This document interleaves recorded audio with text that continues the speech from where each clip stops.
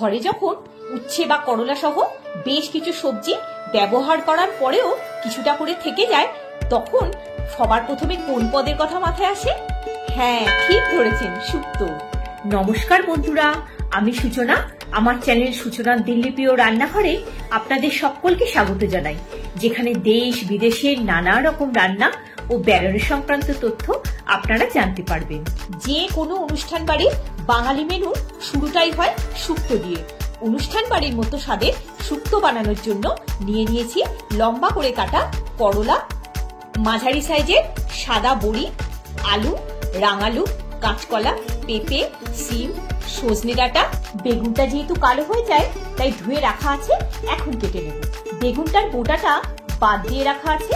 এবার মাঝখান দিয়ে দুভাগ করে একটু সরু সরু লম্বা করে কেটে নিতে হবে।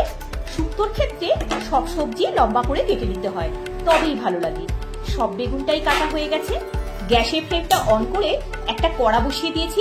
একটা ভাজা মশলা তৈরি করে দিচ্ছি। 1 চা চামচ গোটা জিরে, 1 চা চামচ রাঁধুনি, 1 চা চামচ 5 ফোড়ন ড্রাই রোস্ট করে নিচ্ছি। একটা সুন্দর গন্ধ বেরোচ্ছে।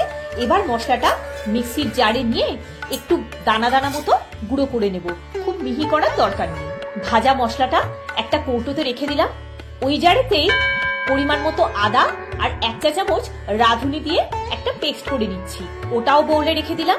এবার 1 চা চামচ কালো সর্ষে, 1 টেবিল চামচ সাদা সর্ষে আর 1 টেবিল চামচ পোস্ত আর 1/2 চা চামচ নুন দিয়ে প্রথমে জল ছাড়া মিক্সিতে ঘুরিয়ে নিয়ে তারপর অল্প জল দিয়ে একটা পেস্ট করে নিয়েছি। এখানে কালো সর্ষের পরিমাণটা কমই দিতে হবে, কারণ বেশি ঝাঁঝের দরকার নেই।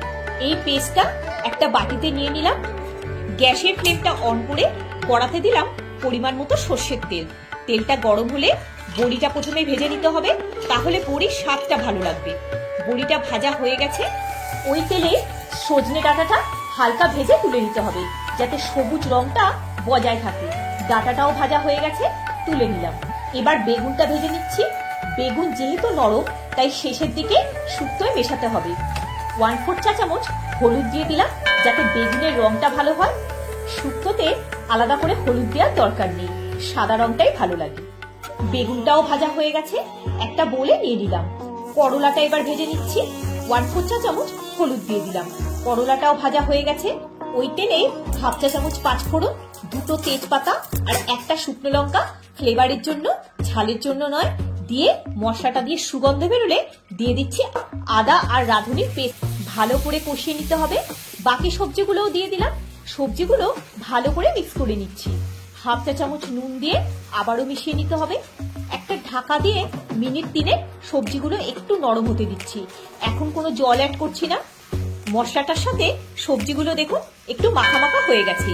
এবার ওই সর্ষের পোস্তর পেস্টটা দিয়ে ভালো করে মিশিয়ে নিলাম। আলু, রাঙালু, কাঁচকলা, পেঁপে, শিম এই সবজিগুলো সেদ্ধ হতে অলমোস্ট একই সময় লাগে, তাই এই সব সবজি একসাথেই দিয়ে দিয়েছি। করলা, ডাঁটা আর বেগুনটা পরে মেশাবো। পরিমাণ মতো জল আর মেজারিং কাপে 1 কাপ দুধ দিয়ে মিশিয়ে দিয়ে দিলাম স্বাদ মতো নুন। আগেও নুন দেওয়া আছে, চিনিটা পরে দেব সবজিগুলো সেদ্ধ হয়ে গেলে। একটা ঢাকা দিয়ে অপেক্ষা করতে হবে। সবজিগুলো অনেকটাই সেদ্ধ হয়ে গেছে। এবার ডাঁটাটা দিয়ে দিচ্ছি। ডাঁটাটা যাতে নরম হয়ে যায় তাই মিনিট 2-3 একটা ঢাকা দিয়ে কুক করতে হবে। এবার দিয়ে দিচ্ছি বেগুন, করলা আর ভাজা বড়িটা। সবকিছু ভালো করে মিশিয়ে নিতে হবে। তেজপাতাটা রিমুভ করে দিচ্ছি। খানিকক্ষণ নাড়াচাড়া করে একটা ঢাকা দিয়ে একটু কুক হতে দেব। এবার দিয়ে দিচ্ছি স্বাদ মতো চিনি। আপনারা যেমন মিষ্টি খান তেমন দেবেন। পরিমাণ মতো দেশি ঘি দিয়ে আবারও ভালো করে মিক্স করে দিচ্ছি। একটু ঢাকা দিয়ে এবার কুক হতে দিলাম। দিয়ে দিলাম 1 চা চামচ ভাজা মশলা। শুক্তো রেডি। গ্যাসের ফ্লেমটা বন্ধ করে দিলাম।